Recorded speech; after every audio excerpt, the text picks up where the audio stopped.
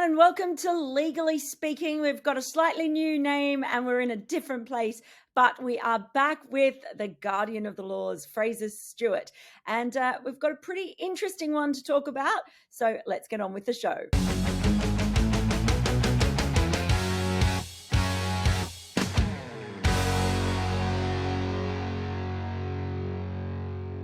Right, Fraser, there was an incredibly huge game in the World Cup recently, India and Pakistan.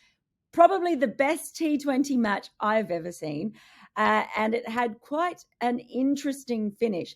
And there was an awful lot of fuss and discussion about what happened with Virat Kohli. Now, can you take us through what happened involving Virat Kohli and a no ball? Yes, well, there was a no ball, which under ICC regulations, not MCC laws, I would add, becomes a free hit. So obviously, as we all know, when it's a free hit, the batter can't be dismissed in any of the ways where the bowler would get credit. So it's limited to things like run out. But obviously, bowled, LBW, caught, stumped, not one of them. So what happened? It was a free hit, and the bowler ran in. The ball hit the stumps, clean bowled him in sort of real money, but obviously because it was a free hit, it wasn't out bowled. Now, as I say, the laws don't specifically cover this, but normally when a ball is not a free hit and it hits the stumps, the ball is dead, because law 20.1.1.3 says that when a batter is dismissed, the ball becomes automatically dead. So normally we're used to the ball hitting the stumps and it being dead, and so no runs can be taken.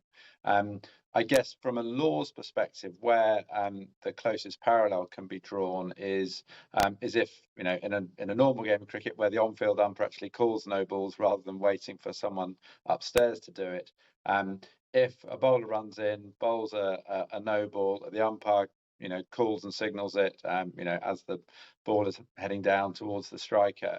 If that ball hits the stumps, obviously the bowl can't be out because it's a no ball, and the ball would remain in play. So if it ricochets off to the boundary, it would be 4 byes. Because it's not out. The ball has hit the stumps, but because it's not dismissed, that doesn't make the ball dead. Just the act of hitting the stumps alone doesn't make the ball dead. It has to actually be the dismissal which does. So Kohli and the non-striker were very aware of it and tried to run straight away. And it left a lot of people scratching heads. But from a sort of legal perspective, even though free hits aren't in the laws, the ball, it wasn't out. It wasn't out bowled, so the ball was still in play, and they were entitled to take any runs, and they should be credited as byes. That's really interesting, because I was wondering if it would be, with being ICC regulations, if it would be different if it happened just, in another competition, for example, even one where they do have free hits. Yeah, but I'm not sure what their exactly what their regulations say, but we've seen when it's a free hit and the batter hits it out and it's caught, but the fielder knows it's not going to counter the catch, and the batters are running, and we'll try for a run out. So there's an awareness there that that can't be out. The ball remains in play. Similarly, if there's a stone dead LBW off a free hit, the batters might try and run a leg by. The bowler won't bother appealing, even though he thinks, "Cool, that would have been out in another, if I hadn't overstepped last ball." So there's a general awareness for those sorts of dismissals that the ball remains live, in what would otherwise be potentially an out dismissal. But obviously with bowled, I guess we're all hardwired to thinking that ball hits the stump and that's it.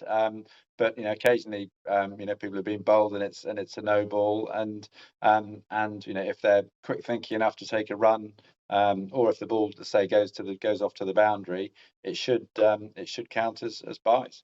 Because we've discussed things around when is the ball dead in numerous situations before, because it does seem to keep coming up. And we saw in that incredible finish to the Zimbabwe Bangladesh game too, where we've talked about players not assuming that the game is dead until all the signals have been given. And that was a case where, well, actually, the game wasn't over at that point. We were actually discussing when we saw something after that game. So when play resumed, and the last ball was bowled, I think like one of the players actually threw the ball at the stumps or something before it was all given or ended by the umpire. And we were thinking, actually, could they run here? Could Zimbabwe run? So I guess this just comes up again and again, the whole does it actually finish, and being really aware and waiting for everything that the umpire says to make sure it's happened. Well, I think in that situation, the umpire would only make the referral to the TV umpire once the ball is dead. So so imagine if there's an LBW appeal and it's given not out. The play continues. The batters can try and run leg bys, what have you, and then if once then the decision, the fielding side will only think about making the referral once the once the ball is dead. And similarly, if there's a run out chance, say for example, and there's a chance of an overthrow, the umpire will wait to signal for the TV umpire, wait until they've seen whether there's any further runs taken. So they should only make the signal once the ball is dead. So I haven't checked when the umpire made that signal for that one, but if I think once the signal is made, the ball is dead. How's your knowledge on fake fielding, by the way? Yeah, it's okay. Because I'm going to ask, don't you? There has been a bit of a kerfuffle again involving Virat Kohli in India's game against Bangladesh. That is, I guess, shaping up to as if you're doing a relay throw. Is that considered fake fielding?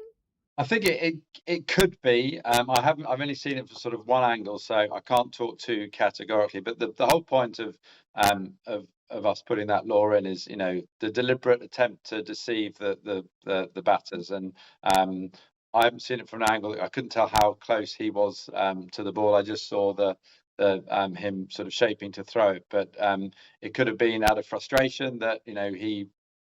Obviously at the time Bangladesh were doing well, and that he wished he had the ball and wanted to throw it. But you might also look at it and say, well, hang on, if he was doing that, he was surely trying to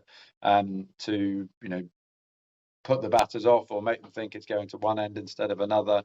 There was no need for him to do it, I guess. So, but I haven't seen it quite closely enough and that's one for the umpires they will have seen how close he was to the ball, and what whether there was any intent there. But it all comes down not to whether the batters were deceived, but to whether there was any intent to deceive.